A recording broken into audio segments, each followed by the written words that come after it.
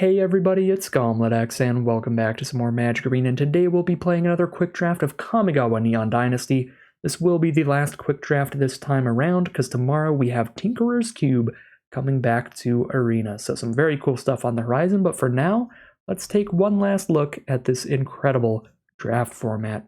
Without further ado, let's get into the draft. Not a super big fan of Ishin, Two Heavens is one, because the Samurai deck is one of the weakest decks in the format, forcing you to attack with just one creature each turn to get value, but Ishin is a cool card, just not interested in taking the Ishin here. For the strongest cards in this pack, if you're just trying to win, we've got Selfless Samurai, a great card for any white deck. It's pretty flexible, being able to give anything indestructible when you need it, and by itself, until you play some more cards, it's going to just attack as a 2-mana 2/2 lifelinker. Colossal Sky Turtle is a great value play and a great flexible card for any green and blue deck. Era of Enlightenment is fantastic value for only 2 mana, as most of the sagas are. Those are the best cards, I think. Samurai, Sky Turtle, and Enlightenment. Suit Up's a ridiculous combat trick for the Ninjas deck. Pretty incredible stuff there. And Ambusher's a fine. Ninja and Fade into Antiquity is fine removal in the format. I think I'm going to go for the Colossal Sky Turtle here. I think it's high enough upside to take the gold card, pack 1, pick 1. But again, we don't want to be completely married to this. If we see some sweet stuff in other colors, we'll still take it. We'll decide on our colors a little later on. This is just the strongest card in the pack, so we'll scoop it up. Pack 1, pick 2. Some incredible stuff in this pack as well. Good lord. Patchwork Automaton is great for artifact-based aggro decks, particularly red-black and red-blue. Circuit Mender is good in pretty much anything. It's great if you can sacrifice it like you can do in red and black. It's great if you can ninjutsu it like you can do in blue and black. And other than that, it's fine value up front. Azusa's Many Journeys can ramp you up as well as gain life and put out a 3/3, which is absurd. Touch the Spirit Realm is great removal. Imperial Oath is a mythic rare common in this format, where it's going to end up trading into 3 of your opponent's early game creatures while scrying you 3, basically completely stabilizing you and potentially flipping the game in your favor. We also have Red's best common removal spell. We've also got Kami of Terrible Secrets, which is a great value play if you have artifacts and enchantments on board. All around, this pack is pretty exceptional. Really, really close stuff between Azusa's Many Journeys, Imperial Oath, Touch the Spirit Realm, Circuit Mender, Patchwork Automaton. I think all these are incredible. I think I'm going to not take Automaton because it doesn't go at all with our first pick, and these are all just as strong as Automaton while working better with our first pick. Green, white, blue enchantments is definitely something you can do in this format. There are a lot of dual lands at common, as well as some mana fixers. Circuit Mender is the safest pick that's going to fit into our deck literally no matter what happens, so we could scoop that up for that reason. Azusa's Many Journeys is the best card to fit with our first pick because it's also green like our Sky Turtle is. Whereas Touch the Spirit Realm we can take because it's excellent removal, and Oath we can take because it might be the strongest single-handedly. I think I'm going to just stay as open as possible here and just scoop up the Circuit Mender as the choice. A card that's going to be an excellent addition into literally anything. For pack 1, pick 3, we see Spirited Companion, phenomenal white common. Spinning Wheel Kick is a great late game removal spell that could turn into like a one-sided board wipe, which is pretty fun. Really, really slow card, and if your opponent has instant speed removal in response to it, you're going to have a really bad time. That's what happened the last time I tried to cast this. My opponent just like bounced the creature I used in response, and it's pretty devastating, so I'm actually a little lower on the card than usual. And then Azusa's Many Journeys, like all of the sagas, ridiculously high amount of power, toughness, and abilities for only 2 mana. I think I'm just going to go with Azusa's Many Journeys this time, sticking with our Sky Turtle. Pretty comparable to the Companion, and it's on color. I'd rather not take another late game card like the Spinning Wheel Kick here. Geothermal Kami's pretty good too, but not quite up to the Azusa's Many Journeys power level. For pack 1, pick 4, we don't really have anything going on in green or blue. These blue cards are just bad, and there's literally no green cards. There's a Repel the Vile in white for that blue-green-white deck as a decent removal spell. Not incredible though, so I'm not super excited about that. And since I already have to take something off color anyway, I think I'd rather just take Okiba Reckoner Raid, which is a ridiculous enchantment, particularly phenomenal in aggro decks, but it's fine in anything. And blue-green-black, much like blue-green-white, one of the better 3-color decks in the format, and you definitely have the mana fixing to get there. It's going to be enchantment focused and graveyard recursion focused. So would work pretty fine in that strategy. We'll take the Okiba Reckoner raid. And that's a pack 1 pick 5 Okiba Reckoner raid again. All of these sagas that flip into creatures are pretty absurd, and we'll take another one here. Klong Torment, great for aggro. Not too much else in the pack. Technician is a fine ninja, but it's a pretty easy Okiba Reckoner raid there for me. We now see an Inkrise Infiltrator in black, Master's Rebuke for a fine removal spell in green, Suit Up for an excellent trick in blue if I want to try to turn these Okiba Reckoner raids into pivoting to blue-black ninjas. That is one of the better archetypes for the Circuit Mender, because you can draw a card even when you put it back in your hand. Then you can recast it, gain more life, draw another card later. So I could see Suit Up here trying to push towards blue-black. Rebuke's like just fine in a green deck, and if we're going to be a green-black deck, we can probably hit better removal than Master's Rebuke. And yeah, I think that the Suit Up is more exciting than the Infiltrator for blue-black ninjas. Although the Infiltrator we could play if we're still green-black or something like that. But I'm going to actually take Suit Up here. We haven't got to draft ninjas this time around, and it would be really fun to get at least one draft with ninjas before we move on to the Tinkerer's Cube. Pack 1 pick 7 is pretty empty. I think Repel the Vial is the best card by far. Return to action can be okay with a ton of good enter the battlefield effect creatures, but not a super high pick. Blade Blesser can be okay with a ton of enchantments to give it menace, make it easy to ninjutsu. But you'd much rather be ninjutsuing things with enter the battlefield effects like Circuit Mender. Yeah, really not an exciting pack. I'll take Repel the Vial, I guess. A little speculative there in case we end up doing some white stuff. Nothing good for pack 1 pick 8. This is all really low level filler. I guess I will take... Honestly, I'm low enough on all of these cards, I don't think I'd end up running any of them. Mirror Shell Crab is my favorite, but even that, I'm just not that into. I'm just going to take a Bronze Cudgels because it's uncommon to fill out the Vault progress faster. I'd very happily take a Mukotai Ambusher, go with our double Reckoner raid, potentially get us to blue-black ninjas. Uncharted Haven would be the other closest pick if you were more a fan of the green-white-black, green-white-blue splashy decks, but I've been doing a lot of that kind of grindy green enchantment-based nonsense lately. Like to jump on the ninjas aggro train. Could be really fun. Now we take a Kami of Terrible Secrets. I think it's the best card in the pack, and it also happens to be on color to blue-black ninjas if we get to go there. Another Mukotai Ambusher, easy pick here. Terrarium for the grindy 3-color deck, but trying not to do that. Take a Kami of Terrible Secrets again, really late. Now a Commune with Spirits in green is the best card. Disruption Protocol is just not a good counterspell.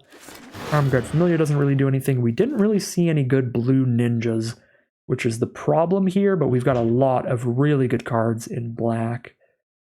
So we'll see how things pan out as we move into pack 2 pick 1. Alright, well, I have more good black cards than anything else, so I think no matter how this draft goes, we're going to be pretty heavy into black, where Invoke Despair, while it is real difficult to cast, costing 4 black mana, is a ridiculously powerful card. So I think I'm going to take Invoke Despair here and just draft black cards over anything else, and we can really just pick our second color as late as possible. So we'll take Invoke Despair here. If we're lucky, we'll wheel in Okiba Reckoner raid. That would pretty much never happen in a Premier draft, but the bots are kind of weird. They don't like this card quite as much as me, but maybe we'll wheel Gravelighter because there are 2 great black cards in the pack even after taking Despair. Kappa Tech Wrecker is also a ridiculously good card. We could scoop that up here, move into some weird green-black ninjas build. Does work really well with our Okiba Reckoner raids, and it is a pretty absurd card in general, but how often do you get to play Invoke Despair in draft? Not that often. I'm going to try to be super, super heavy black and get the Invoke Despair to pop off. Could be a pretty fun time. Well, speaking of a pretty fun time, I guess we can take Kotase the Silent Spider here and try to actually move into that blue-black ninjas deck. This card doesn't actually synergize with any of our ninja stuff at all.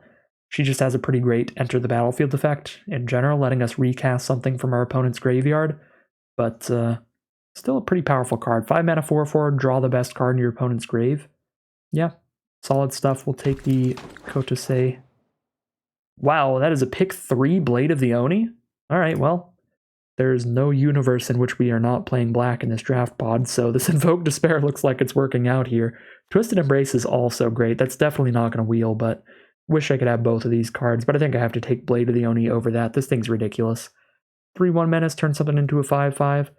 It's actually pretty close. Because Twisted Embrace is an absurdly good removal spell, but I'm going to take the Blade here. Let's play a bunch of like rares and mythics. I like playing some absolute nonsense today. Third Kami of Terrible Secrets would be okay, but I can also take my first Searchlight Companion, which ups my artifact count quite a bit, which is good. I think I will scoop that up, because we're really low on artifacts for getting both card types out. Kumano faces Kakazan for going black-red aggro, or another Searchlight Companion. I'm going to see if I can get all the way to mono-black. That would be incredible. We'll take another Searchlight Companion here. Nezumi Prowler is a great black ninjutsu card, and it's also an artifact. Come on, mono black Invoke Despair. Let's go. You know what? This pack is bad enough. I'll take Kaito's Pursuit. But this is a card I would really, really rather not play. I don't really like Mind Rot effects that force my opponent to discard 2, because they're pretty high variance cards where they are solid earlier in the game. But they're really for a very specific time. You don't want to draw them as a top deck late in the game, because your opponent probably doesn't have any cards left in hand. You also don't want to have them in your opening hand, because you want to spend your first several turns setting up creatures and getting your board state already. So you really want them right in the middle as the sweet spot. There's a very, very narrow use case for the cards where they're at their best. That being said, there's nothing good in this pack. I mean, there's good green cards. Well, yeah, I do have Commune and Azusa, so I should probably take Season of Renewal.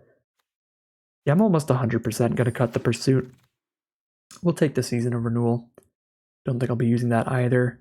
Reckoner's Bargain is fine to have like one copy in your deck to try to respond to a removal spell with, but not something you want a lot of. I'm not going to try to play the 8 mana 8/8 here. Oh my god. We got Okiba Reckonerate and Gravelighter back? Alright. I like just full sending it here. Triple Okiba Reckonerate on 1 into Blade of the Oni and Nezumi Prowler on 2. Just a mono black aggro looking like a standard deck. Yeah, I'm going to take the Reckonerate over the Gravelighter, although Gravelighter's pretty good as well. I didn't think I was going to have to choose between these two, because I thought for sure one of them was going to be gone, but there is just not a single bot that is remotely interested in playing black today. Yeah, we're fully committed. I'm going mono black, and you cannot stop me, because the draft has already been recorded. You can comment all of the things you want to say about what color is most open in this draft pod and how we could have a sweet 2-color deck. It is too late now. The draft has been recorded, and I have forced mono black with this Invoke Despair. I wouldn't even really say forced that hard, because the fact that we just wheeled Reckonerate and Gravelighter, but I could definitely be playing a second color. There's no reason not to. I think I've got double Ambusher. I'd like a third Searchlight Companion. I actually really don't know here. I think these are both great. I don't really like the Silencer that much, but I am pretty low on removal, so it could be okay. I guess both the Searchlight Companion and the Ambusher are artifacts to help with that for Kami of Terrible Secrets, so it's really either way. I guess I also have a Reckoner's Bargain, which wants me to have an extra expendable card like a Spirit Token, and the Companions give me those, so I'll take the Companion over the Ambusher. Also, black seems to be completely undrafted in the pod, so I can't really wheel any future Companions, but I'm probably going to get a million more Ambushers at the end of pack 3 at this rate. Now we'll take a Dokuchi Shadow Walker for another great ninjutsu card. Really not a big fan of Energy Blade. Pretty expensive to get it equipped in the first place, and it has a huge downside on top of that. Let's get the Shadow Walker in here. Another Kami of Terrible Secrets, sure. Looking decent on the artifact enchantment front here. And let's see what we open up in pack 3. We only need 6 more playables to just play mono black, which is hilarious. And a 4th copy of Okiba Reckonerate, you can't stop me. Full-on constructed deck in draft. We're just playing mono black aggro in draft. Let's go. There's a Silver Fur Master. I did start the draft wanting to play blue-black ninjas, but too bad. Mono black. Long Reach of Night and Twisted Embrace. There's the removal. Excellent targeted removal spell or excellent 3-for-1 value spell that grinds out a bunch of kills. I love these both so much. This is straight up a coin flip. They're both phenomenal. Oh dear, they're so good. Got 3 ninjutsu cards to return the Long Reach of Night. I really, really like the 3-for-1 value of Long Reach of Night. Twisted Embrace is pretty much always a 1-for-1. The +1/+1 effect of this doesn't really matter. That doesn't really count as worth the card. This is just like 4 mana sorcery. You destroy a creature planeswalker opponent controls, which is solid, but I'm going to go Long Reach of Night here. I think the card's ridiculous. Now we'll get a Twisted Embrace and be really happy with it. Goshintai only kills really small things, especially when we're mono black, so we can't play any off-color shrines. Now there's a 4th Searchlight Companion or a Blade Blesser. Honestly, the fact that the Blade Blesser is not an artifact or enchantment makes me kind of just want a 4th Searchlight Companion. Plus, the Blade Blesser 100% wheels. Now we get another great removal spell, Lethal Exploit. 2 mana instant, -2/2. Let's get a second Long Reach of Night, because no one's playing black. There's even a Leech Gauntlet in here, which would be good. But Long Reach of Night is just the hotness. Okay, nothing to play in here. I'm going to just draft an uncommon for Vault Progress. Fills out my vault to that 100% faster, gets me more wild cards quicker. Another Shadow Walker. Inkrise Infiltrator, perfect. I do need some more 2-drops. Gravelighter, perfect, I'll take it. Reckoner's Bargain number 2, don't really want that, but I really don't want 5th Searchlight Companion, most likely. I think 4 Searchlight Companions is good enough. Alright, this is going to be sweet. I don't really even have to build much of a deck here, I just need to cut like 3 cards. Play a 16-lander. Because we're always going to have the correct colors of mana. We're always going to have 16 sources of our main color on a 16-lander here. Oh yeah, this is just the best. I am so excited about this. Pretty low on non-creature spells, but I still don't think that's a good enough reason to run 2 copies of Reckoner's Bargain. I'll run the 1 because I'm so low on non-creatures, but I'm not going to run the double up. The Ambushers can be ninjutsu'd on 2. The Shadow Walkers can be ninjutsu'd on 4. We're definitely cutting 1 land. I don't think I'm cutting more than 1. Enchantments versus artifact count is at 7. Enchantments 9 artifacts, so we could cut a couple artifacts or just flesh and blood, just fleshy creatures. I feel like 4 Searchlight Companions might be a little bit overkill out of everything in the deck. Cut 1 of them at least, and then cut 1 Kami. So I don't have the most consistent artifact enchantment pile here. 8/7. I mean, that's pretty good. 8/7 is about as good as it's going to get, realistically speaking, because that's 15 card slots dedicated to artifacts and enchantments, and it's right around 50-50 between the two. But I still feel like the Long Reach of Nights are better, and I like having a lot of ninjutsu in here with triple companion and great enter the battlefield effects like Long Reach of Night, Kami of Terrible Secrets, Gravelighter, all kinds of enter the battlefield effects to use. So I think that's how we're going to do it. We're going to cut 1 Kami, 1 Searchlight Companion, 1 land, and 1 Reckoner's Bargain. And here is just our mono black aggro deck, bringing the constructed deck into draft. All right, here we have a look at our sweet deck for today. We've ended up in a draft pod where pretty much none of the bots were drafting black. At least one of them was, because we didn't wheel some cards in the final pack. But overall, black was insanely open. We got really late Long Reach of Nights and Okiba Reckoner raids, and got a Twisted Embrace in there as well. I think the bots were just drafting all the black removal. That was about it, because that's the biggest flaw in our deck, just having a Twisted Embrace and Lethal Exploit. But we have such a ridiculous aggressive curve with 4 Okiba Reckoner raids on turn 1. We have Blade of the Oni that we got past pick 3. We've got an Inkrise Infiltrator and an Azumi Prowler for aggressive 2-drops. Some good ninjutsu cards there with the Mukatai Ambushers, Searchlight Companions, Circuit Menders, Gravelighters. A bunch of really, really solid creatures throughout the curve.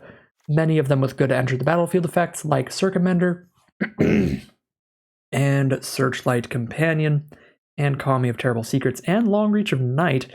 So with all those ETB effects, we have our 4 ninjutsu cards, the Ambushers and the Shadow Walkers. Prowler's ninjutsu as well, but it's often just going to be a 2-mana 3/1 to follow up an Okiba Reckoner raid and stay aggro to start the game off. So a bunch of really good aggressive stuff, a bunch of 2-for-1s and 3-for-1s.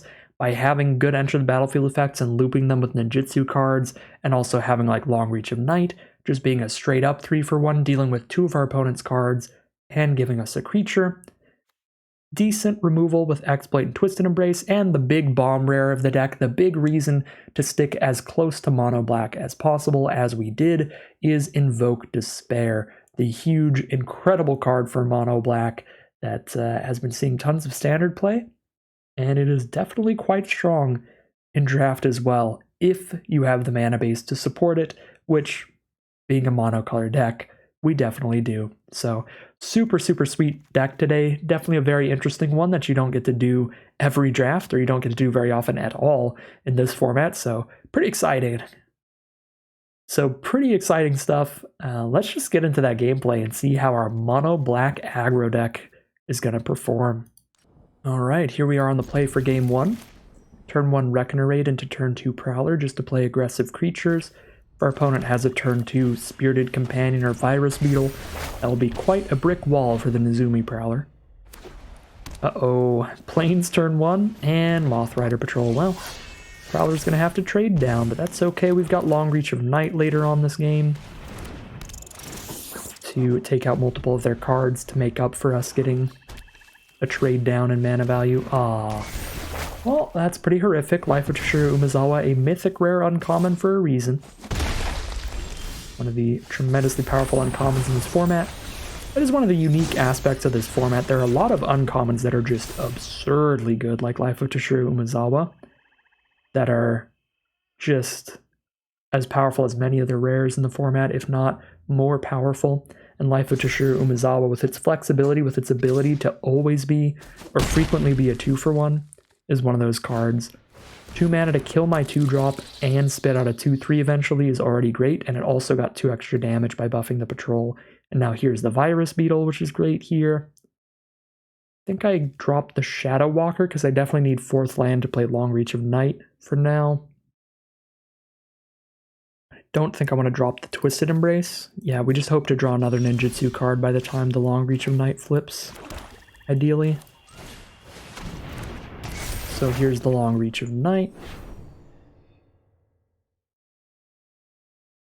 And it is going to make them discard 2 actual cards. So we already made them discard an Imperial Oath, but we know they're stuck on mana here, so we can't just discard extra lands. They don't have extra lands here. Here comes some ninjutsu on the Virus Beetle to keep shredding our hand. Yep, it's going to be very annoying. Could have held Road Captain back to stop that, but we have drawn the 5th Swamp, so I can just discard that to the Virus Beetle.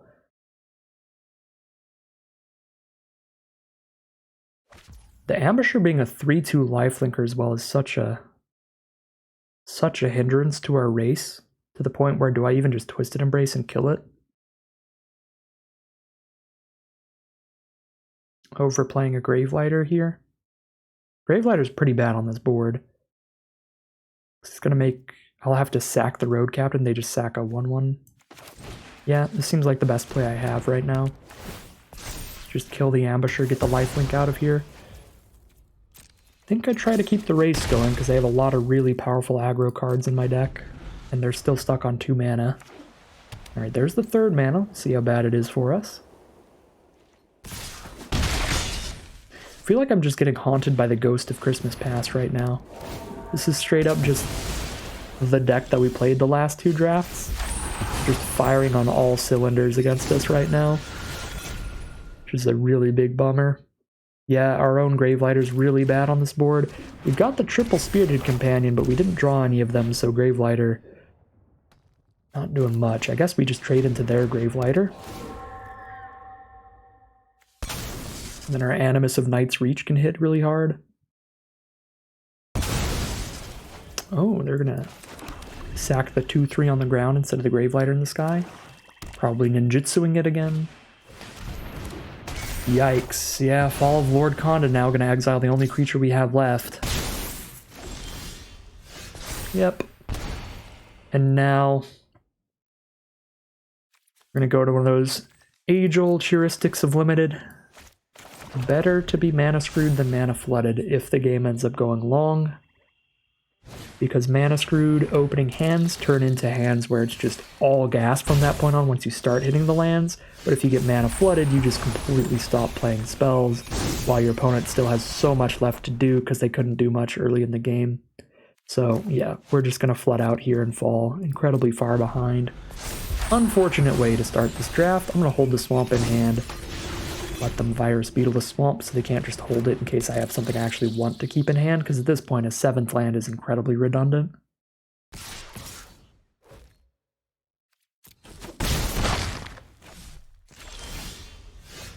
Another Reckoner Raid, definitely too late. Guess we gain a little bit of life.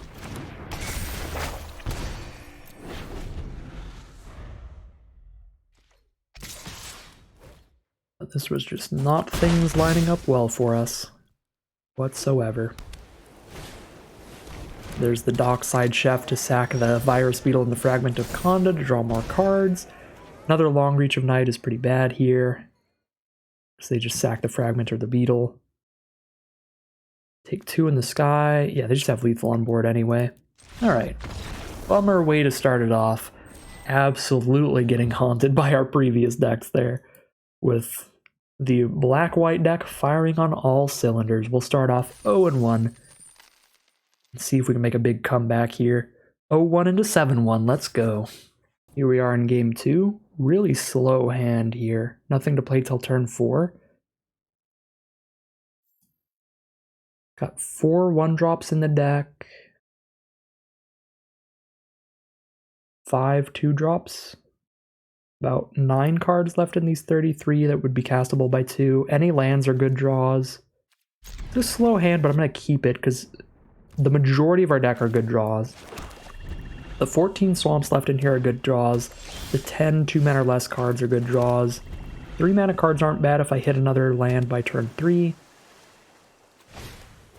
Like, it's pretty bad up front, but almost anything we hit is good for us. And there we go. We did hit a swamp for the 3-drop now. Play the Circuit Mender. Gain some life, give us some breathing room, and if it leaves the battlefield for any reason, that will be phenomenal for us because we draw another card to dig out of this. Dig into some lands. Prosperous Thief. Kiba Reckoner Raid is the draw. If they trade Circuit Mender off, that's fine. And if they let it through, that's also fine. So I think I'm going to send in the Circuit Mender. Because I want to draw the card right now. To try to hit my 4th land drop this turn. Rather than waiting and trying to draw it on blocks. That is not the 4th land drop, it's another Reckoner Raid. It's not horrific.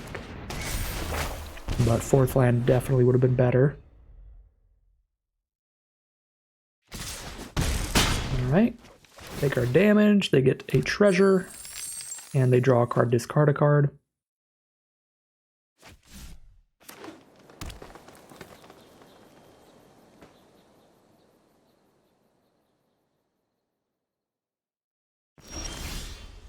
Alright, land number 4. Probably replay Circuit Mender and play Okiba Reckoner Raid here. Keep committing stuff to the board immediately. Long Reach of Night gets better the less resources they have, the less cards in hand and creatures on board and all that. Same with Invoke Despair. Involve artifacts. No, Enchantment Planeswalker. Cool, so the treasure token doesn't do anything. Got Mirror Shell crabbed. Okay. That is fine. My 3-mana 2/3 killed their 7-mana 5/7 if the game goes long. Replication Specialist, that is really not okay. If they play any kind of good artifacts, they're going to double them up and make some really nasty things. Just invoke them right now. Creature Enchantment Planeswalker. Take a lot of damage, we draw some cards. Seems like our strongest play. I could go for trying to lethal with it later. I think I just dumped this thing out. Seems pretty ridiculous. Alright, sack a creature. They also sack an enchantment, and they lose 2 and we draw a card. They still have the specialist, so if they have a really good artifact in their hand, we could be out of luck here. They don't have a good artifact, though. We're in a really, really good position. Alright, Arm Guard Familiar is already a solid one. Just being able to double that up's already good. Especially against the Long Reach of Night coming up. Got the mana to play this Blade of the Oni and equip it immediately. Make something a 5/5 Menace Demon. 5/5 Menace Lifelink. On the Mukatai Ambusher. I think that's better than playing Long Reach of Night right now.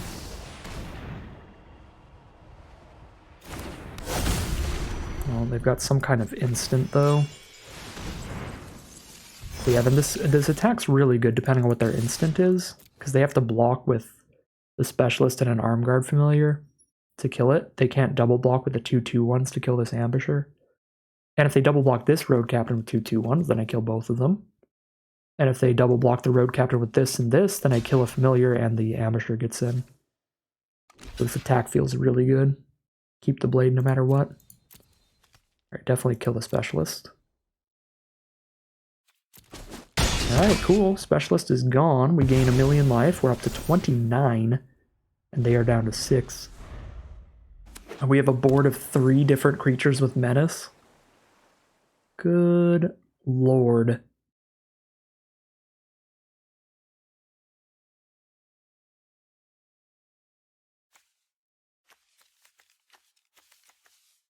My board state is just too terrifying. It's too menacing for the Arm Guard Familiar.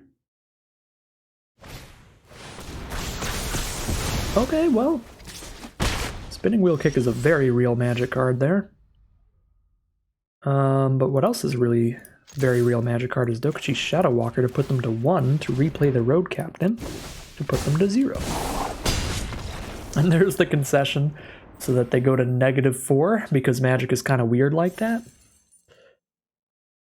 If you concede, then the life total gets all messed up. Where I was attacking to put them to 1, but since they conceded, it was like, alright, they're at 1, and then they took 5 and went to -4. It's not even that they conceded, and because they conceded, it put them to 0. It's because they conceded mid-combat. It was like, okay, the 5 combat damage. Oh wait, there's a concede going on. Did I forget about the 5 combat damage? Let me do it again. I don't know. That's kind of weird. Kind of weird the way that conceding works with life totals on Arena. Either way, we do find a victory there. Pretty handily with Invoke Despair doing some super nasty stuff, and we are now 1-1, moving on to game number 3. Here we are for game 3, turn 1 Okiba Reckoner raid. A little slow, no 2s or 3s, but I'm fine with it.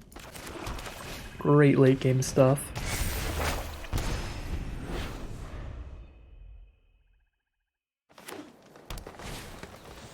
Opponent has a turn 1 Generous Visitor, that's pretty scary. My removal I can't play till turn 4, so that is going to pop off for a while. Turn 2, Roaring Earth. Whenever they play land, they put a counter on a creature? Okay. Fine. Long Reach of Night looks really good against their current board state. I've drawn exclusively lands so far, which is definitely not ideal. Means we do nothing on turn 2 and turn 3, and we could end up flooding out.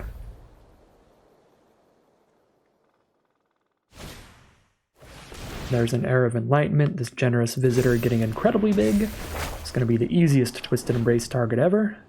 Although they have 1 green mana up for the thing that gives it hexproof, if they have that.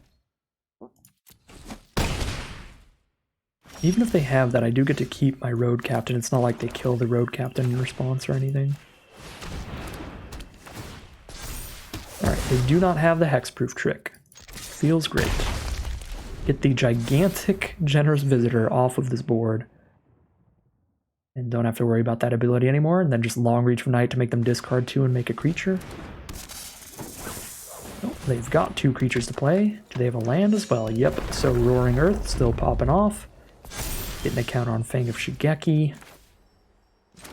Double block Road Captain. If they don't, I can ninjutsu it with Shadow Walker, but that's not that exciting. Drop the Long Reach of Night.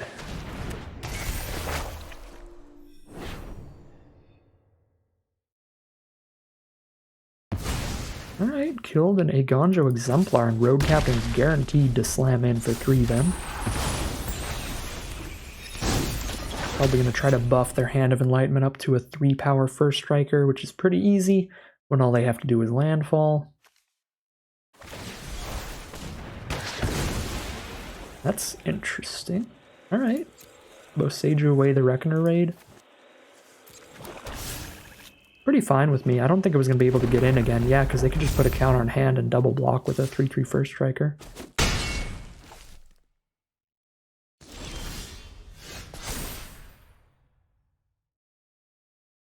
Alright. Fingers crossed we don't just flood out again. They're down to one final card in hand, so if I trade the Shadow Walker into Fang of Shigeki, if their last card is equivalent to the big Menace card that we get off of Animus of Night's Reach, then the game balances out here. It's a Season of Renewal, though. That's pretty bad. We've got to hit some action here. Oh my god, and they top deck the Spirited Companion now to trigger the Visitor, get a counter, get another 1/1 on board, and draw a card. That is a really good draw. Here's the Air of Enlightenment to scry 2 again because of the Season of Renewal. Picking that back up. They scry both to the bottom. We do hit another Long Reach of Night. Alright, that's a good start to these draws here. I will say that is significantly better than drawing land number 10, which was definitely a possibility.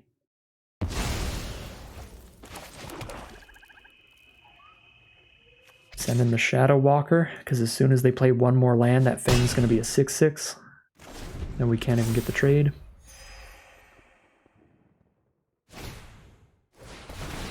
Another enchantment off the top for our opponent. 2 of them. I guess one of those was in their hand already, but they top decked the other one, which means they hit more enchantments for the Generous Visitor. Alright, another non-land for us at least, Okiba Reckoner raid. Not the greatest card here, but it is fine.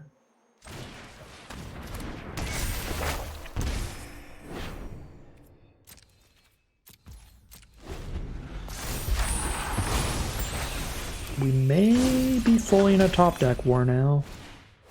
Oh my god. Now a Geothermal Kami off the top. Lets them bounce the Hand of Enlightenment, recast it, get another counter, gain 3 life, gain 2 more life, scry 2 more. That is a very good draw. We have now drawn land number 10, we'll just have to pass turn. Now Commune with Spirits off the top after the Hand of Enlightenment. Will our opponent ever draw land number 6? Probably not, because we're dying in 2 turns.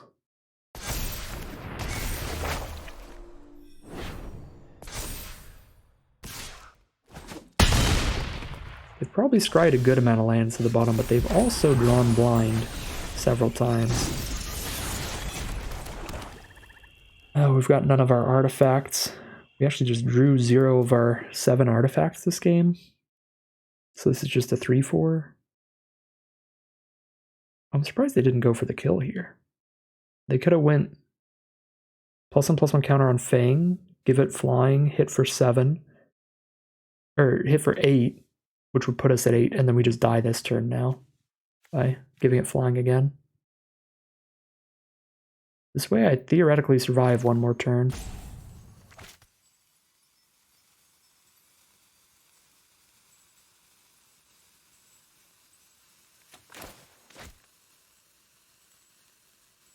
I don't think holding the Kami really does anything for me. Play it out past the turn.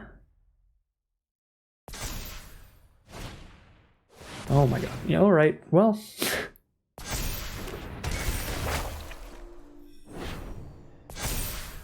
Opponent again choosing not to lethal us. They could have killed us with Fang of Shigeki there. They could have put 2 counters on it and +1/+1. Make it a 9/9 for the turn. Alright, we're gonna live a lot longer than we should have at least, because now I drew the flying creature to block their Befriending the Moths. You know, the thing is, lands off the top for our opponent aren't even that bad because they have the landfall card.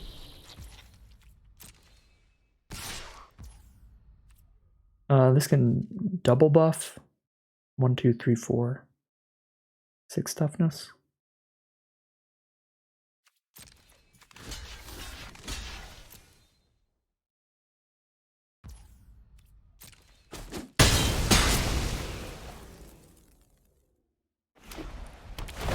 We did it. They found land number 6. Opponent has finally drawn another land. Now they're just gonna make a super gigantic Imperial Moth. Try to gain 2.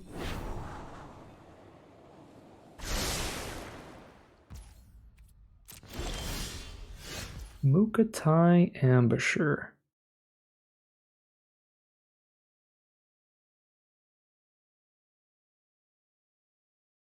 They only have 2 attackers on the ground.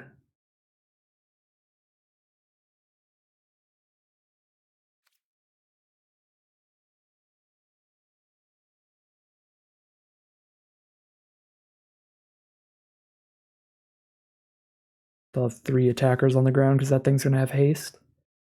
They're gonna gain 2 life here. We just don't have attacks.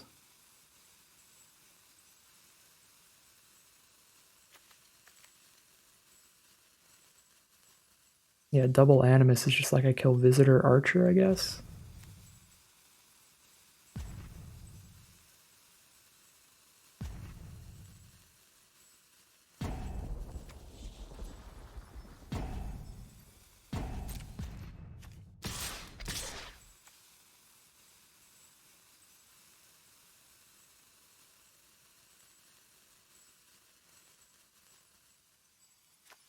Whenever one of these gets in, I guess. It really doesn't matter at this point. We were dead on board twice in a row already this game. So we're just already a dead man walking. They're just kind of playing with us at this point.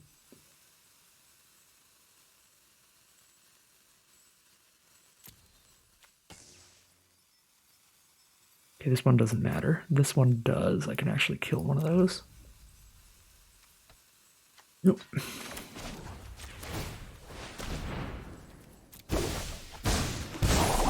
And then we get to kill one of their creatures now.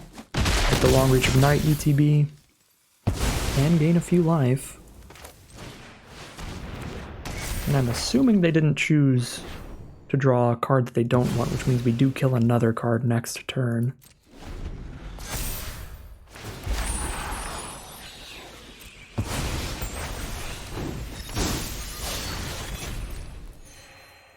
Oh, I'm actually dead here. Yeah, especially if it's Intercessor's Rest on top. Alright. Well, we got several extra turns that we shouldn't have had there.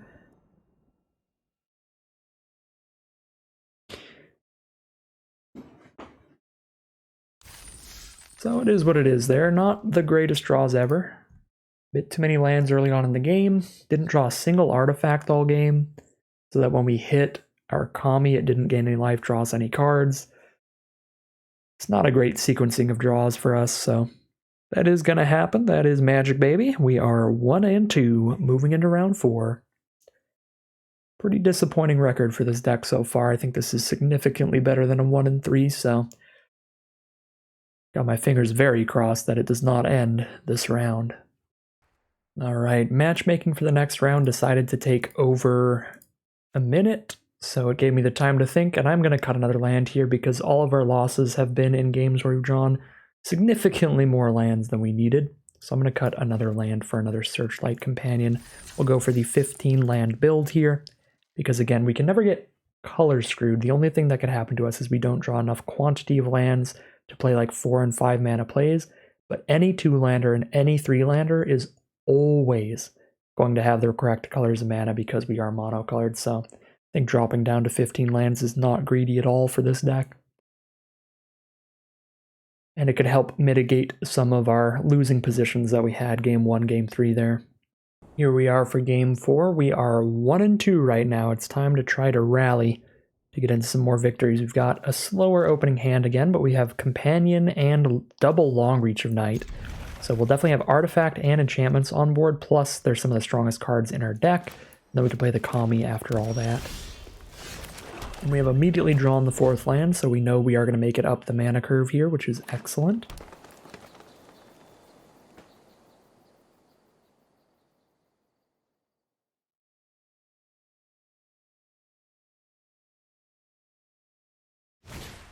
And our opponent starts with a Goshintai of Boundless Vigor, which can keep getting bigger as the game progresses. We've drawn an Okiba Reckoner Raid. Not the best on turn 2 instead of turn 1, but it is still quite a solid card and very nice to be able to play something before turn 3. Opponent is mono green so far. They are probably a multicolor deck, and Grafted Growth is going to fix their mana immediately.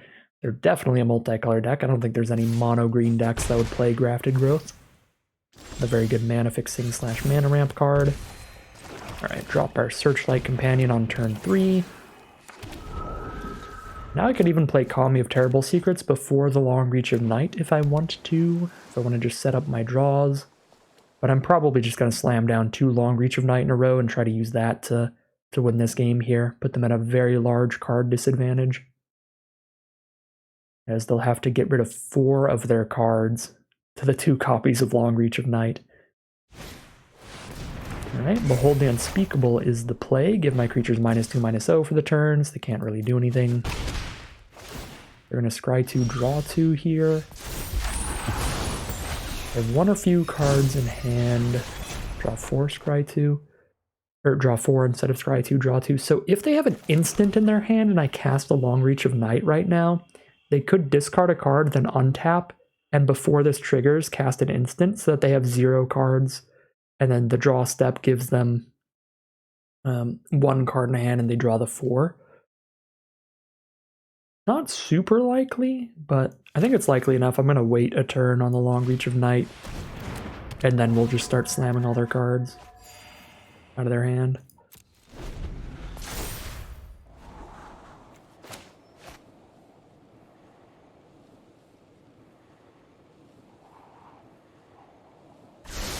Because now it's pretty much impossible they get the full draw 4 off of it.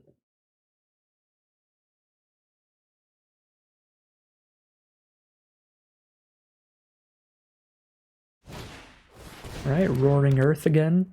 They get a +1/+1 counter whenever they play a land. That's pretty fine. We just get rid of their creatures. Commune with Spirits. Look for an enchantment or land from the top 4 to put in their hand. They see none. Wow, that was a really rough Commune with Spirits for them. They didn't hit any lands in the top 4, let alone enchantments in the green-blue deck. The odds of that should be really, really low for your average green-blue deck, so that's actually just insane that that happened to them. So here's a Long Reach of Night, which looks pretty excellent in this current position with 2 cards in their hand and 1 creature on board. This is going to be rough. Alright, discard a land, and we'll send in our Evasive Threats for 3 damage. They're down to 15, and we play another Okiba Reckoner Raid as we pass the turn.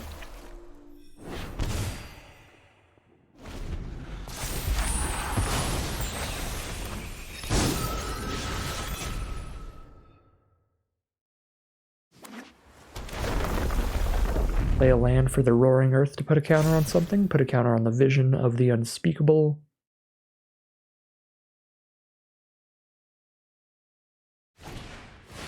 The final card in hand is Colossal Sky Turtle.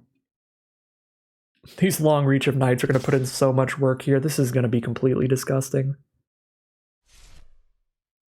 Because now they're going to have to sack one of their creatures to the first Long Reach of Night, and then I'm just going to play a second. They're going to be down to 1 creature left out of these 3. So these Long Reach of Nights are just trading up into really high mana value, really impressive creatures. I guess not high mana value, but definitely impressive, because Goshintai was only a 2 mana creature. But still.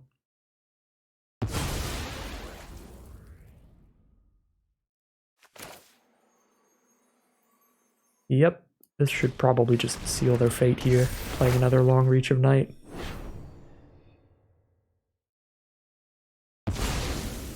Alright. Keep the Sky Turtle. They're down to 11.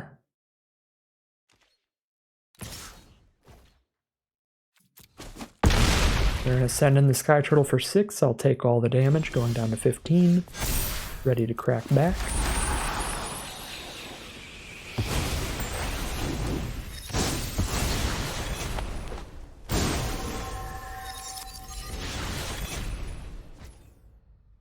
they discard a Mirror Shell Crab to the Long Reach of Night. Send in the full party here. 1, 2, 3, 4, 5, 6, 11. That's exactsies, right? I think this is exact lethal. Yep. Alright.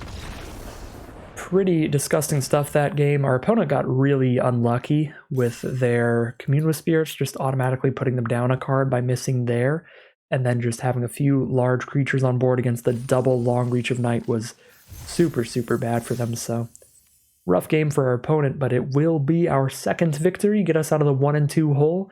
We're now 2-2 heading into round number 5. All right, here we go for game 5 now. We are on the draw, but we've got our turn 1 Okiba Reckoner Raid and a turn 2 Okiba Reckoner Raid. Get things rolling.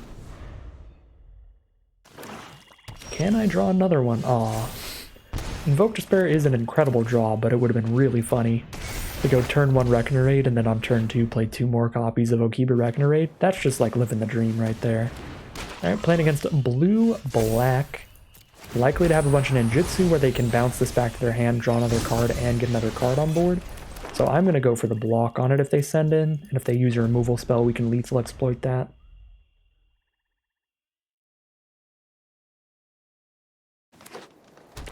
Blue, black, and green. One of these colors might be a splash, or they might be a completely different deck than I thought, and be just blue, black, green, enchantment / graveyard value stuff. Yeah, Grafted Growth kinda does not look much like a ninjutsu card, does it?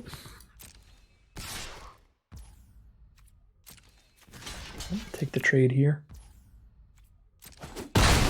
With an Invoke Despair in hand. Make them lose 6 and draw 3 cards later. Alright, Gravelighter was a really awkward draw because I definitely don't want to put it on board when they don't have a creature out, so we're just passing now.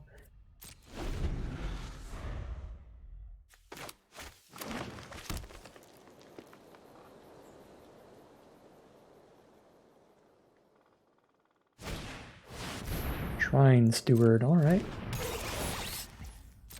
Grab an aura or shrine, reveal it, put it into their hand. What do they have? Goshintai of Boundless Vigor. Okay. Like to be able to lethal exploit that. I think I hope to hit land and then I send in Road Captain and Ninjutsu for the turn. I think that's the same play even if I don't hit a land.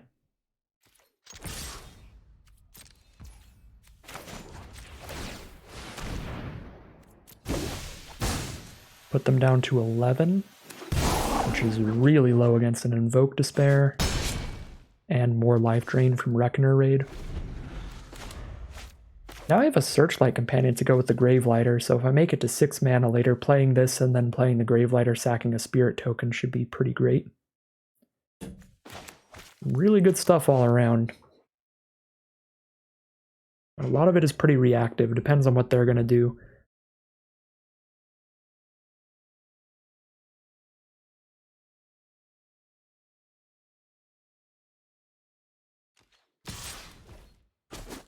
Alright, Shrine Steward coming in hot. We're down to 21. They're just going to hardcast a Mukotai Ambusher. Surprised they didn't pick up the Shrine Steward there then. Nor did they play the Goshintai. Very curious what they have. Going to try to block plus exploit or something? So I'll send in the Shadow Walker before I do anything else and just see what happens.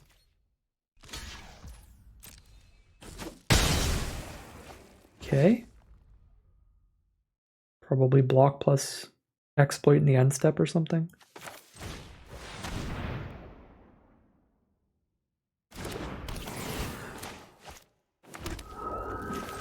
Drop a Searchlight Companion, Okiba Reckoner Raid. Alright, yeah, we'll take it.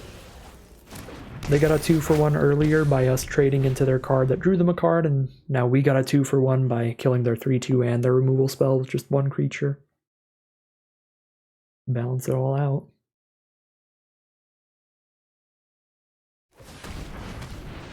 Got a huge life total lead just from playing some Okiba Rekna raids, though. Go Shintai of Hidden Cruelty. That's actually really good on the board.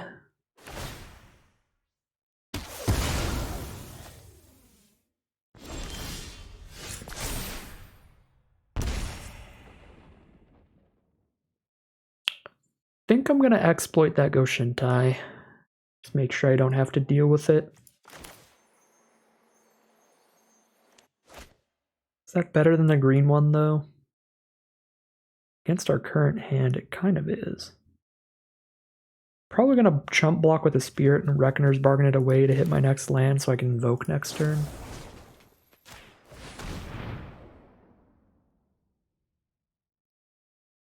They have the 1 green mana hexproof card. And that's pretty busted here.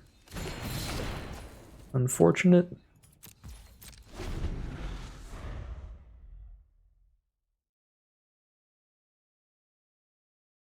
Yeah, now Invoke is only going to kill one of their enchantments, so they'll get to keep whichever Go Shintai they choose. Actually, no, they could just sack a Grafted Growth to Invoke. This is going to be the worst Invoke we've cast today. Might end up being the worst Invoke I've ever cast. Sack a Shrine Steward and a Grafted Growth.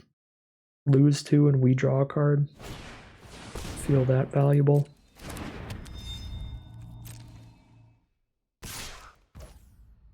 Alright, our Spirit is going to die to their Go Shintai of Hidden Cruelty anyway.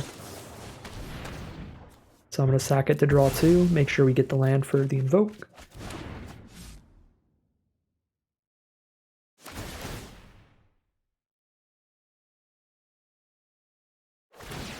And they're going to get a couple counters on the Go Shintai of Boundless Vigor.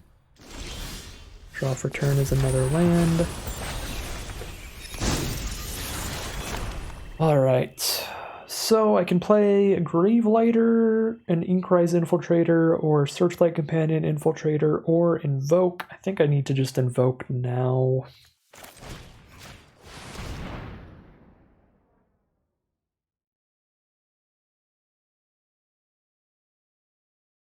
This Companion Infiltrator really doesn't affect this board that much.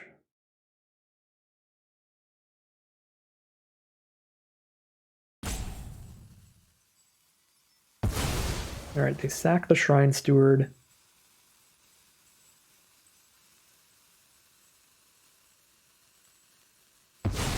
Oh my god, they do sack the Go Shintai of Hidden Cruelty. They chose not to sack a Grafted Growth. I'm so happy about that.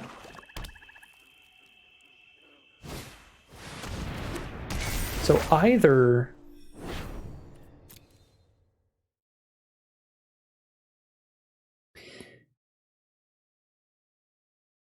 I think either they didn't realize they could sack a Grafted Growth, or they have a 5-color card in their deck. They have the Kami War, they need 1 mana of every color for, so they need those mana fixers out. But they might have just not realized they could sack a Grafted Growth. Which is so good for me here. Alright, Gravelighter's pretty great for me as well. We've got that 6 mana, that's why I kept a land over the Infiltrator. I needed to guarantee Companion into Gravelighter as an excellent play. Figure out their Go Shintai.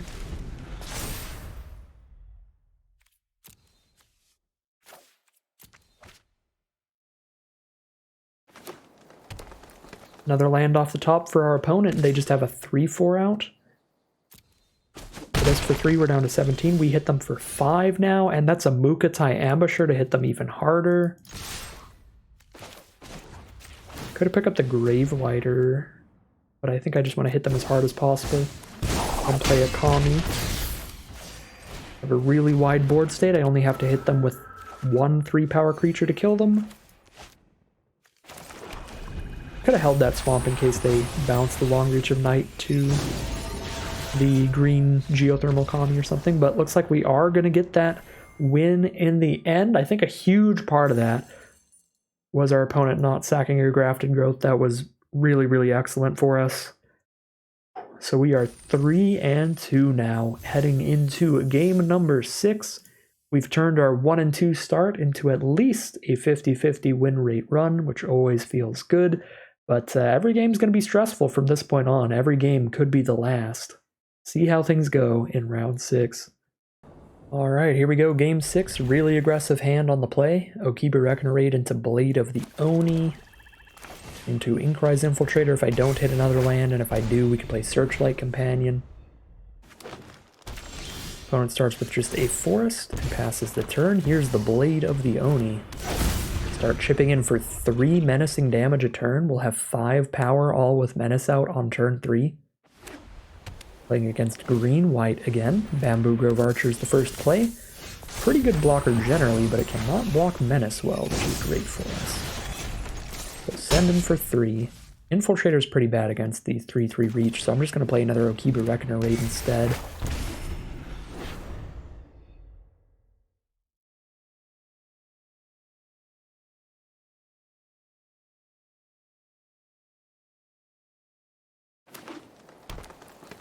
Third land from our opponent with their green-white deck. They're dropping down a Bearer of Memory. It's a 3/2, so they can double block something now. Got a Nezumi Prowler, so that whichever one they double block is going to kill both creatures. A little bit of a shame to lose the Blade of the Oni, but if I can't hit the 4th mana, it's not going to be that good anyway.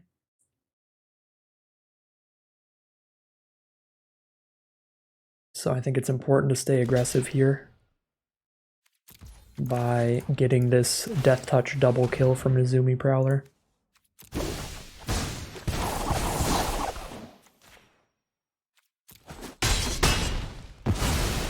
Clear their board. We still have a 3-power creature out, and we'll have a 2/2 Menacer next turn. Doesn't have haste or anything, but it will be out. There's a Spirited Companion. Very good against our 3/1. But that's all they play. We have double Okiba Reckonerate to cast this turn. Probably better than one Inkrise Infiltrator, I would say. I think I hold off with the Nezumi Prowler, because if I ever make it to 4 mana, we can put a Twisted Embrace on it. And then it can attack in a lot more reasonably.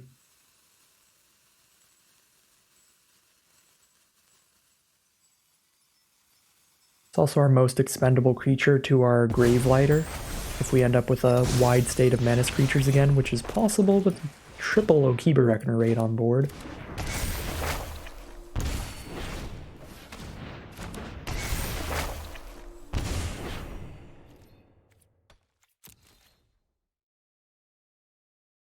So they're down to 8 now, we're up to 29.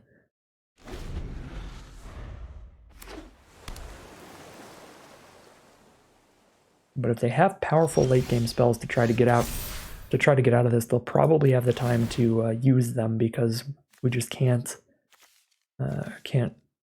cast a lot of our spells right now.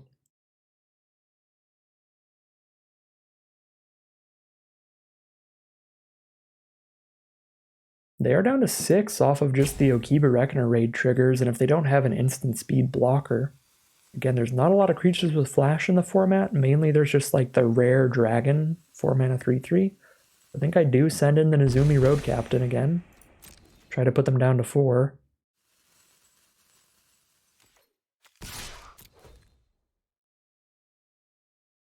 There is like 4 damage to an attacking creature. But that's going to kill something at some point anyway. Repel the Vile. Alright, that's super fine. Play our Inkrise Infiltrator and pass the turn.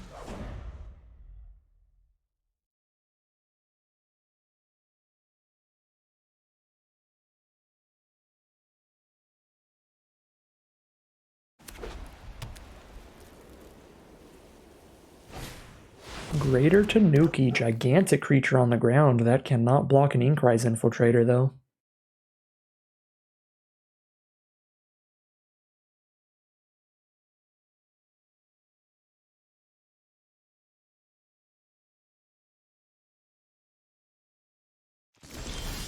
There's another land. I think I would rather play Gravelighter than Searchlight Companion.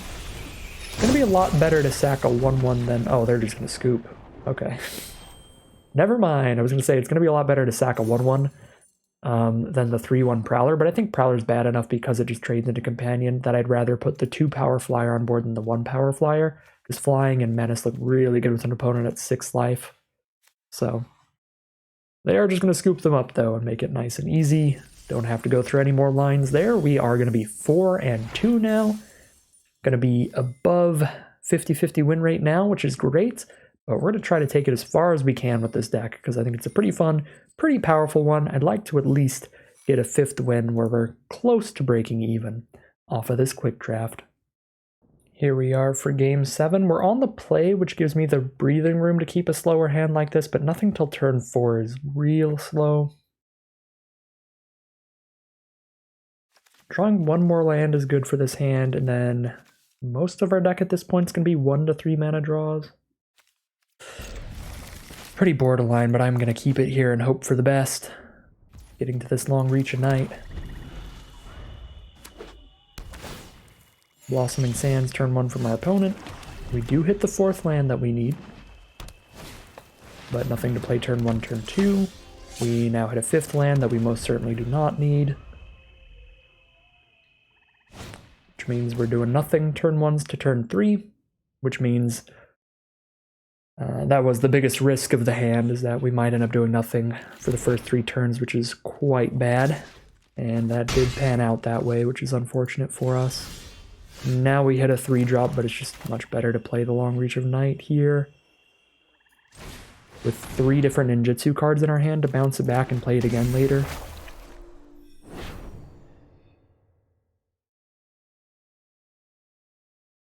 Our opponent seems to be on the opposite end of the spectrum here. They're stuck on 2 mana. Played a Commune into the Roaring Earth.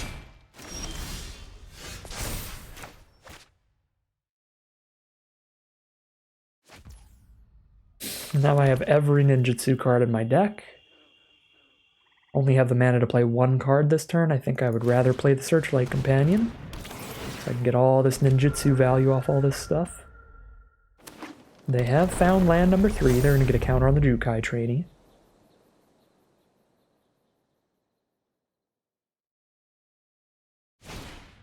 And then play a Golden Tail Disciple. Okay, thank God. Oh, I guess this doesn't have haste. Yeah, it doesn't matter if I can get an attack in with a Menace creature next turn, because our Menace creature doesn't have haste. Ooh, Call Me of Terrible Secrets is an excellent draw. Don't really run ninjutsu anything that badly. That's a pretty sizable blocker. And we draw into Okiba Reckoner Raid. There we go. I mean, if we don't draw the 1-drops in the first few turns, then we will hit them eventually. And they are still helpful to use all 5 of our mana on turn 5, stuff like that. Touch the Spirit Realm, probably exiling the Animus? No, exile the Kami. Cool with me. This is a free block on board. Now I have the mana to Mukotai Ambusher, picking up the Animus, and then recast it. Gain some life here, so that we're definitely not dying. We're not exactly winning the race, but we're not dying. I don't think either player is going to die anytime soon with the lifelink going around.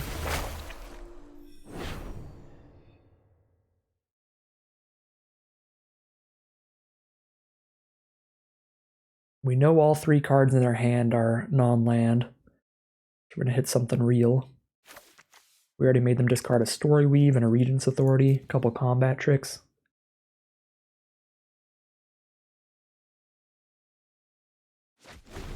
Fade into Antiquity. Well, that's a really good discard for us. That means their hand must be super powerful, so that's got me kind of scared. Kind of shook.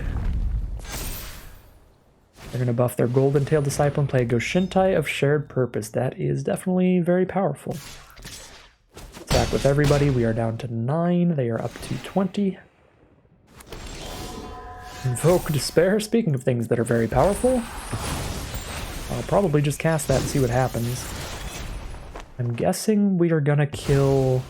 Oh, they already sacked the 1/1 to the Long Reach of Night? Okay, so now we have to... We make them sack an actual creature and an enchantment, so they probably sack Trainee Roaring Earth, and then we draw a card.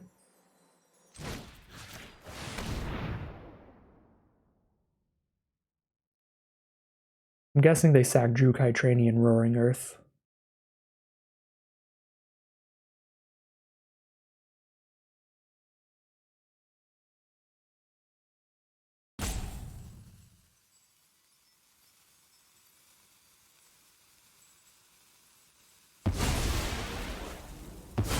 Yep. Alright. Not bad at all. Now they have no way to give the Disciple more counters, so 5 toughness can block and kill it. Or 5 power can block and kill it. Could get him with Ambusher to gain more life, but then Disciple can crack back. But then it's not blocking. But I take 4. I gain 3, then I take 4. Probably better to go for the double block.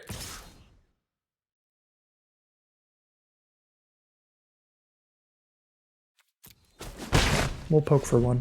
Pass the turn.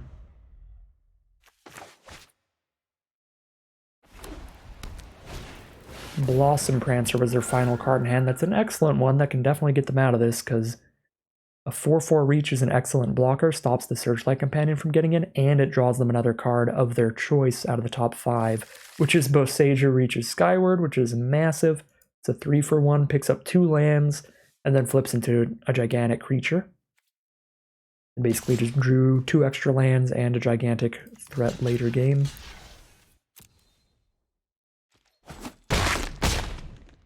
Get the lifelink off the board at least, but some very strong stuff for our opponent, so it's gonna be a while.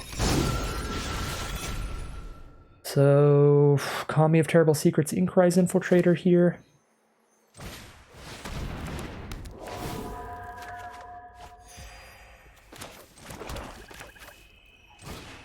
The Infiltrator's big enough to attack into the Blossom Prancer. If I play an 8th land, because then I can double pump it up to 4/5 power and toughness.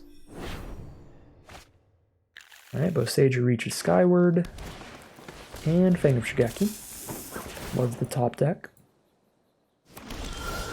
Nezumi Prowler.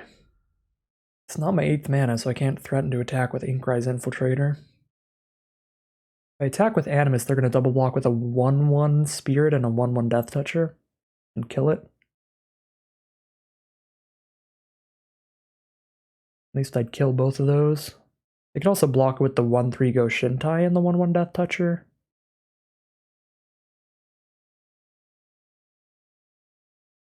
If I can guarantee that I can ninjutsu the Nezumi Prowler, I could find somewhere really good to give Death Touch lifelink. I think this is kind of sketchy, but I think I attack with everybody. It's the only way that I can guarantee I ninjutsu one card, because I only have 1 reach creature. Then I can find where the best Death Touch lifelink is going to be.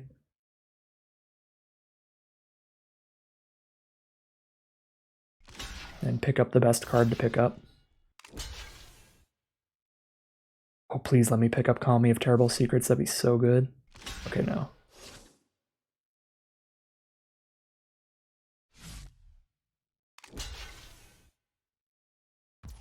Ooh, they're gonna let me pick up my Animus of Night's Reach. I would say that's even better, but it's not.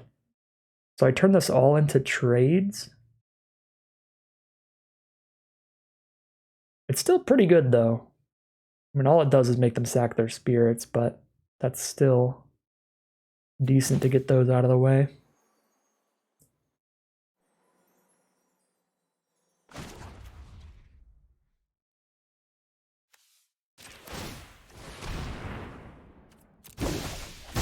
I think I'd rather replay that than ninjutsu another card right now, even though I could.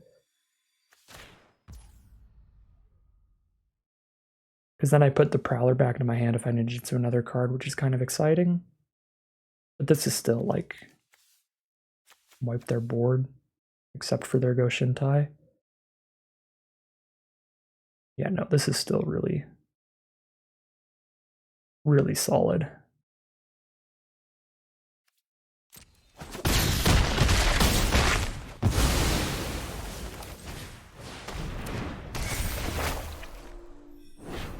I guess they could discard the forest and then just sack 1 spirit.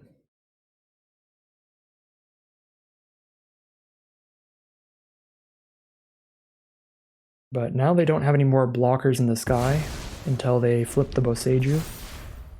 So I can hit them for 5 with a Shadow Walker and then replay Companion. They hit a Generous Visitor off the top. It's pretty good in the future, but for now, they obviously don't have any enchantments in hand.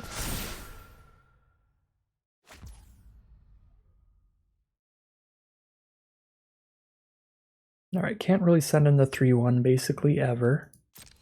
We'll just go Companion Shadow Walker.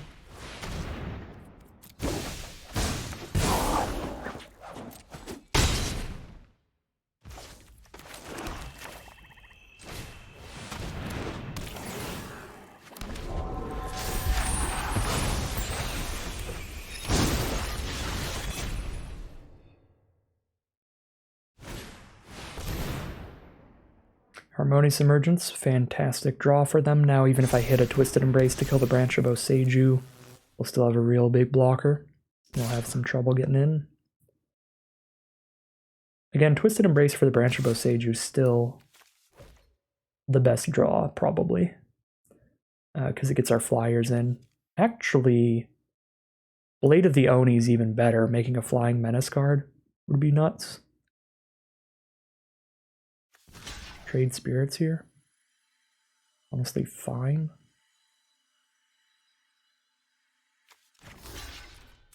This is like the one attack they're going to get in with that forest, because from now on my Shadow Walker doesn't attack into a 7/7. Lethal Exploits.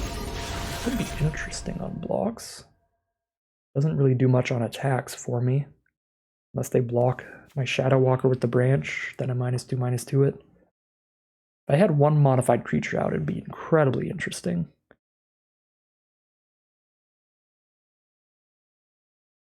But if I attack with a Shadow Walker and they block with a 4/5 and a 1/1, I'm just not going to want to exploit, because I could find a way to maybe kill Branch with it later, but they're never going to attack with Branch, so I wouldn't even find a kill on Branch anyway.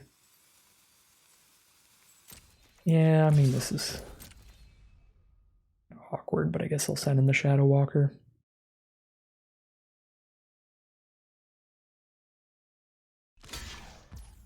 Just a chump. Alright, that's fine. I think I play the next Shadow Walker then. So I still have a 5/5 to block the 4/5. I always want to have one ninjutsu card in hand, ideally. But I can play out another Shadow Walker.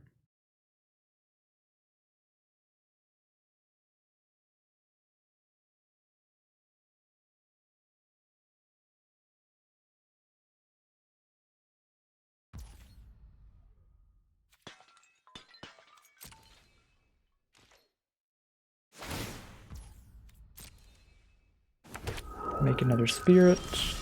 There's the Twisted Embrace. Oh my god, is that good? Oh my god, is that good? I also have a modified creature, so exploit it's going to be -3/-3 now. I'm going to put it on Shadow Walker because I don't actually want to make Companion bigger, because I want to ninjutsu it.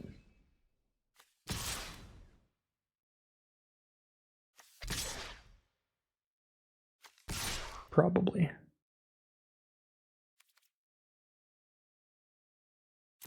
Seems solid. I think just block animus with a 4/5 and a 1/1, but that helps the other stuff get in.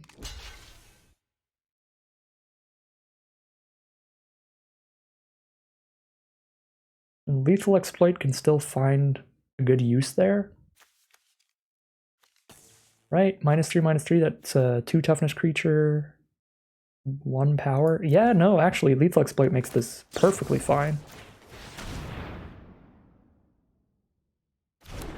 Oh my god, yeah, this is just an excellent turn. I knew I made that attack for some reason. See, past Gauntlet had the right idea. I swear. Alright, Spirited Companion off the top is going to give them a counter from Generous Visitor and draw them a card. And give them a 1/1 blocker. Play another land, and that's probably not enough. Yeah, they're just going to scoop them up there, and we do grind out a long game there to be 5-2 now. Very nice record, and a huge turnaround from our 1-2 start to the draft. Excellent stuff from the mono black deck. We'll see if we can keep it up as we head into round number 8. Alright, here we are in round 8 now. Opponent's on the play.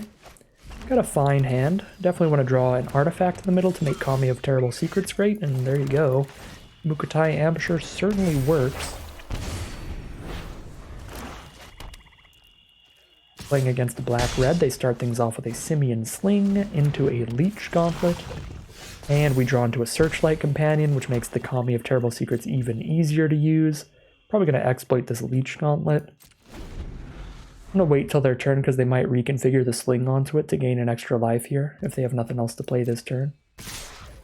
Alright, this is still the Declare Attacker step before blocks have been declared, so we'll kill it right there. I clicked one more time and I was in the Declare Block step. After I said I wasn't blocking, they could have ninjutsu'd it back to my hand to stop my removal spell, so that would have been really bad. Alright, looks like everything is coming up gauntlet this game, because we are going to hit the 4th land to be able to play the Kami. So things are looking great right now.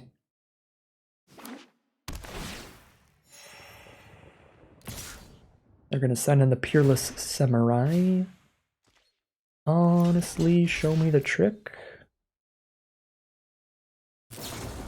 Alright, lethal exploit on the Road Captain, that's fine. Because I have alternate plays other than the Kami of Terrible Secrets to run out here. Ooh.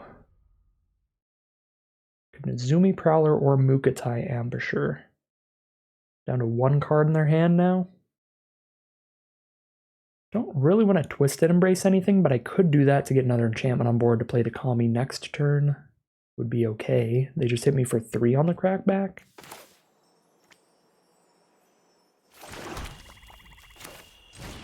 Yeah, sure.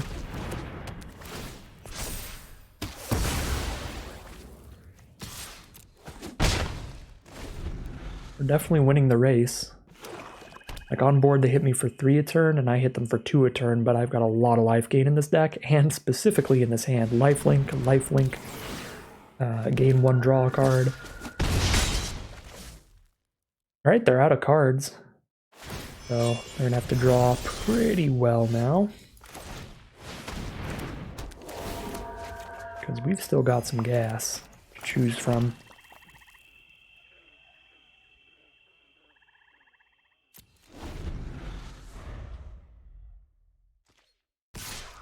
Send in the Searchlight Companion, okay.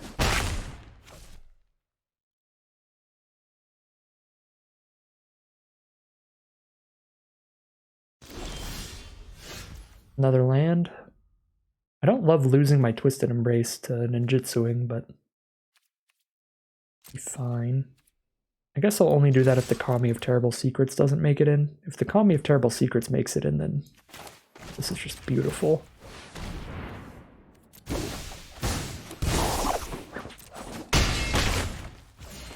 Yep, replay it, gain another life, draw another card.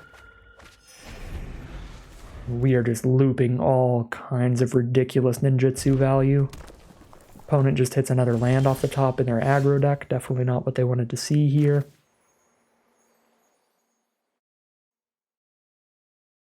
Seven mana total. 3 for companion and 4 for ninjutsu effects. Do I just go ham again? Embrace is my only equipment, so I'm not super pumped about that. I don't love the trade of Searchlight Companion into Ambusher when they have the Ember Keeper to make a 1/1 on board, but it's not horrific and I want to stay aggressive. And it's going to allow me to do this again, because then they don't have a kill on Kami of Terrible Secrets.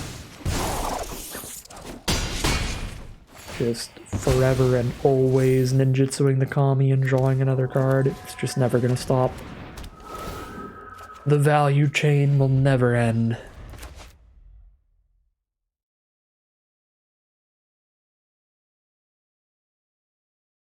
Alright, they don't have a flyer on board anymore, so this Searchlight Companion with another and a Gravelighter is going to be nice. I'm at 27, I'm just going to take 3. Life of Toshiro Umezawa. They were going to try to find a kill with that on the Kami post-combat. We're going to gain them for... Ooh. Invoke Despair is not actually that crazy on this board. Maybe rather play Companion Gravelighter here. Yeah, I think I would. I'd rather play Gravelighter post-combat as well. I am so... This is definitely not the right play, but if they don't block Kami of Terrible Secrets, I cannot resist just doing it to them again. Oh my god, I want to do it so bad, but it's putting a 1 toughness creature on board against the Life of Toshiro. It's so funny, but it's so not the right play. Alright, yeah, no, we'll just... This is fine.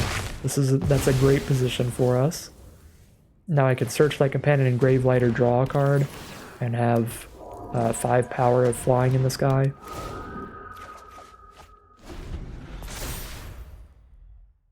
I guess they get to kill my smaller Searchlight Companion now.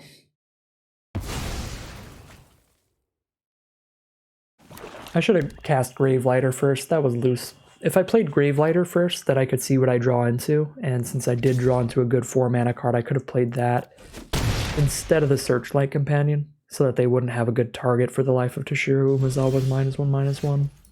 Either way, ridiculous value train from ninjutsuing the Kami of Terrible Secrets over and over and over again, and that is going to kind of just snowball into a massive lead that game and let us be 6-2.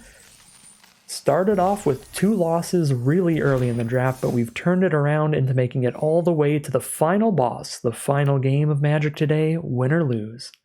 See how it goes. Here we are for the final round. We got to hit 1 land by turn 3, but if we hit it, we've got tons of great options of cards to play. We have a Circuit Mender with a Shadow Walker to potentially ninjutsu. Have to draw land in my first 3 draws, but 13 lands out of 33 cards. A little more than 33% of the deck. Actually, quite a bit more than 33%. It's like 40% of the deck is lands right now. And we only need to draw 1 in the next 3 to be fine. And there we go. Opponent starts off with Jukai Naturalist on the play, which can be really explosive.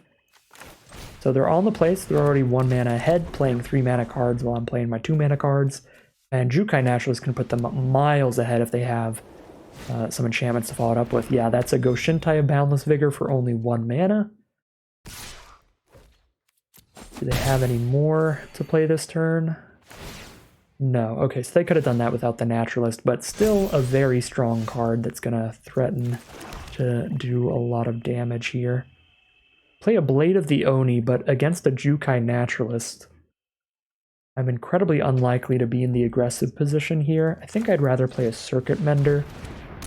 Gains me some life to give me some breathing room, and it will let me draw a card whenever it leaves the battlefield.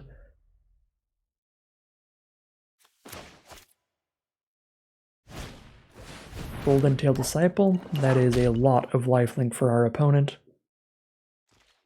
So we're definitely not in the aggressive seat. They have 4 lifelinking power on board. Circuit Mender is doing a decent job so far of keeping them from sending the lifelink in. So now, Goshintai of Boundless Vigor is a pretty big deal, but we can Twisted Embrace it soon enough. Do I just play a 3/1 right now? Have a 3 power blocker for their 2/3 and their 3/3. I almost would rather do that than Companion, but with Companion I can block something with a 2/3 and a 1/1 still, and it's a lot more mana efficient. Which is probably going to matter a lot in the long run, since we are only on 3 lands right now. Yeah, I think I need to try to stay pretty mana efficient. Find as many opportunities as we can to potentially, maybe when we have 5 lands, go like 3-drop, 2-drop, stuff like that. Use every bit of mana we can during these early turns. And this still leaves us with good enough blocks that if they don't have any interaction, then I don't think they attack with everything. Oh my god. Really happy to see the Kappa Tech Wrecker have to just be cast without ninjutsu. That feels excellent. So if that ninjutsu dust, it would have hit pretty hard at any point in the game. We've got a lot of good artifacts and enchantments in this deck. I probably just play another Searchlight Companion. We just keep running those out. Chipping in for a couple damage a turn. Keeping some 1/1s on the ground. To stack up with a Circuit Mender.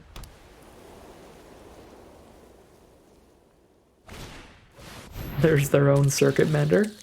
Great card.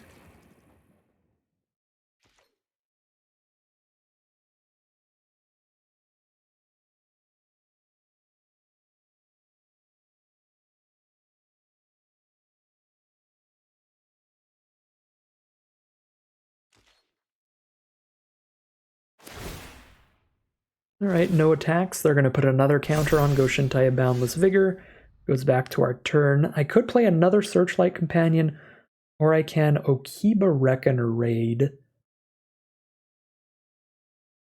And Nezumi Prowler, or Okiba Reckoner Raid, Blade of the Oni. I really like Nezumi Prowler here to put a Searchlight Companion back in my hand. So I kind of want to just send in like a Searchlight Companion and a 1/1 here. Maybe both and a 1/1.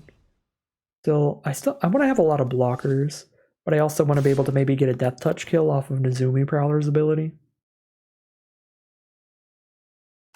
Alright, Death Touch killing Circuit Mender's not that good, but it's fine. Death Touch killing any of these other cards is great. To go for a big multi-block here? Yeah, we'll kill the Disciple then. That is a-okay.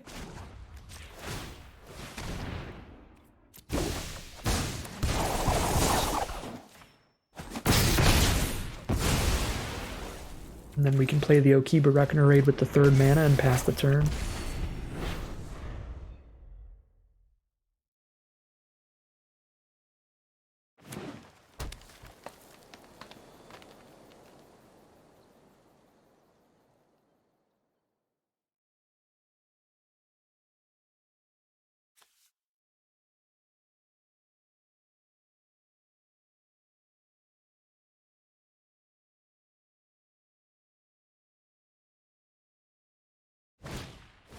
Blade Blizzard Kitsune, 2/2 double striker. That's pretty scary.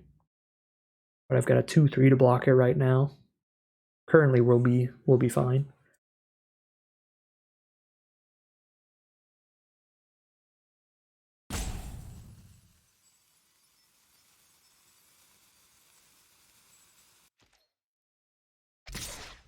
Alright, go for it, Goshintai Boundless Vigor, you got me.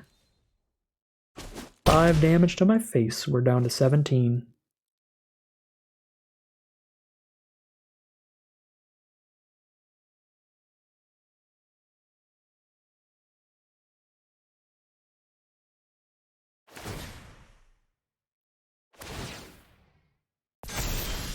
We do find land number 4.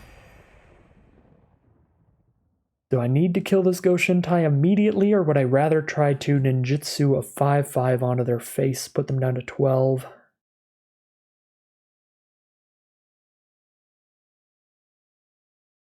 Put my 2/3 onto the Kitsune. My 3/1 onto another blocker, or onto another one of their attackers. I think I have okay enough blocks to go for the ninjutsu here. And just take another 6.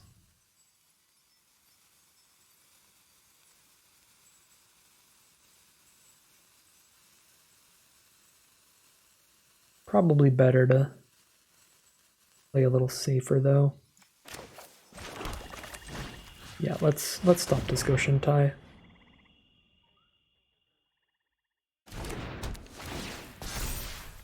They might have their hexproof trick here. Yeah, that card is so good.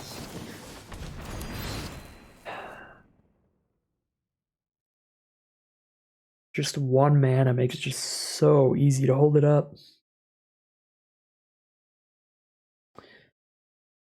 Okay, well, that's a pretty big bummer. Now we might be dying to that. especially since they gain 2 life as well. Help them out in the race.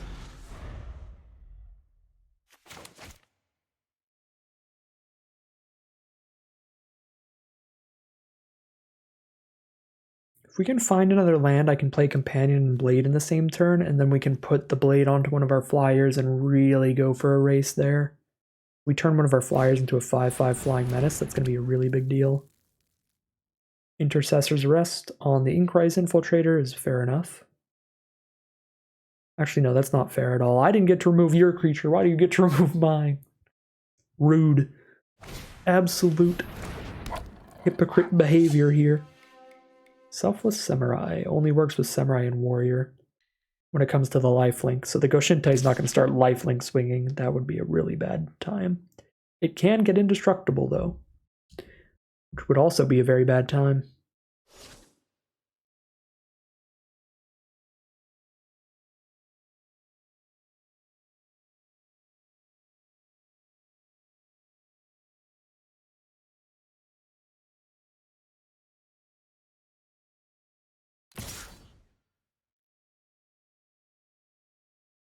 Yeah, it's pretty much a free attack with Goshintai Boundless Vigor here because I can block with Prowler, a Circuit Mender, and a 1/1, but then they can just sack the Samurai anyway, so they are going to go for the attack in the end. Goshintai now a 7/7 onto a Mukatai Ambusher.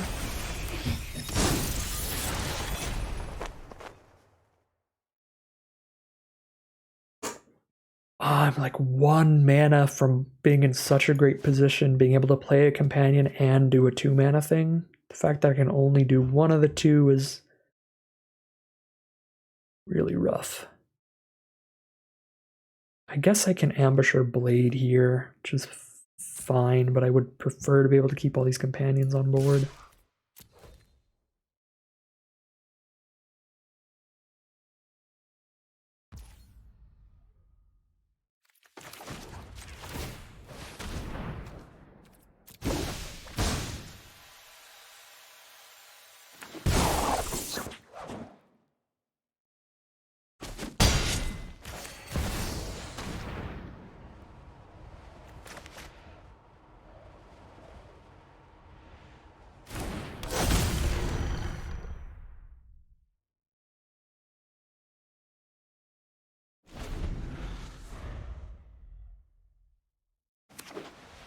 Land off the top for our opponent. If our Twisted Embrace resolved, we'd be winning the game pretty handedly, but since it didn't, I think we're pretty dead, because like we don't have enough creatures to try to kill this twice. And the first time we try to kill it, they just save it with Selfless Samurai. They would just have no shot.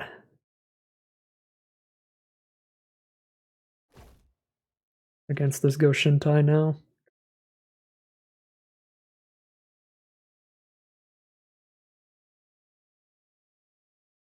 Could stop some damage and draw a card because land 5 is so important.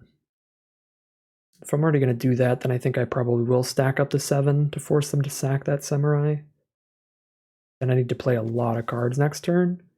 I guess the 5 mana, I already played all my 2 mana cards, so 5 mana isn't even that good. I need to hit 6 to double spell. Oh. This would be 7 power blocking it. They sack the Selfless Samurai, I lose all of those creatures. And take 1 damage. I could have 3 blockers up next turn, a 3/2 lifelink, a 3/1, and a 1/1. Play some 1/1 flyers and 1/1s on the ground. Doesn't put me in a winning board position, but nothing really does.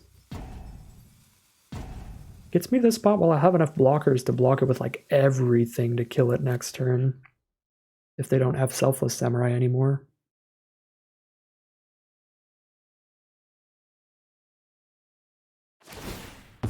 Yep. Alright, so since they won't have the Samurai anymore, that'll attack as an 8/8 next turn, but I can have 6 power, 7 power, 1 more from a Searchlight Companion.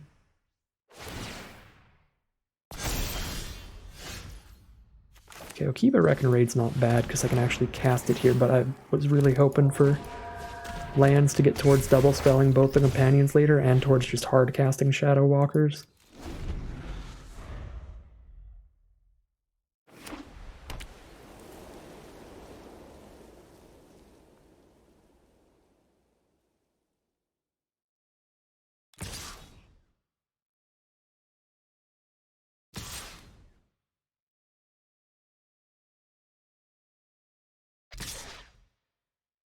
Well, this is bad. If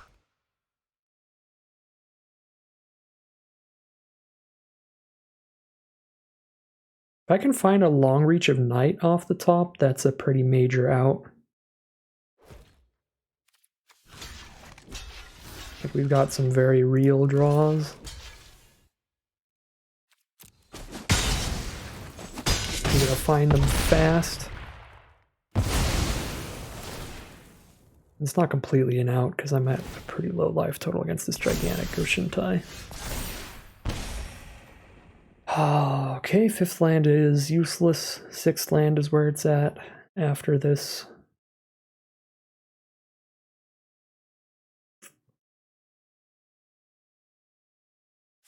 I guess our spell that sacks a creature and draws some cards is pretty great here too.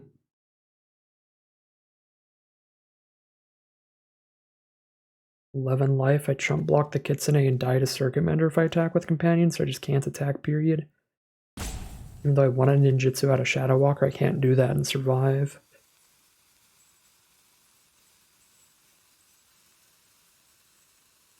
I do barely survive if I play another Companion. I just can't play Shadow Walker here.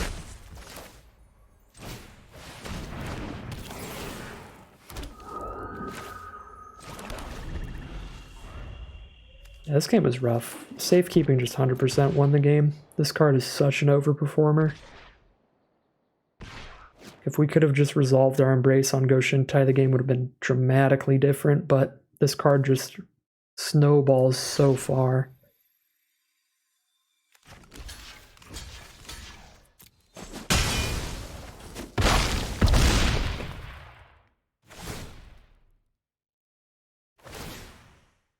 I guess our rare also still saves us. That is not our rare though, so we're quite dead.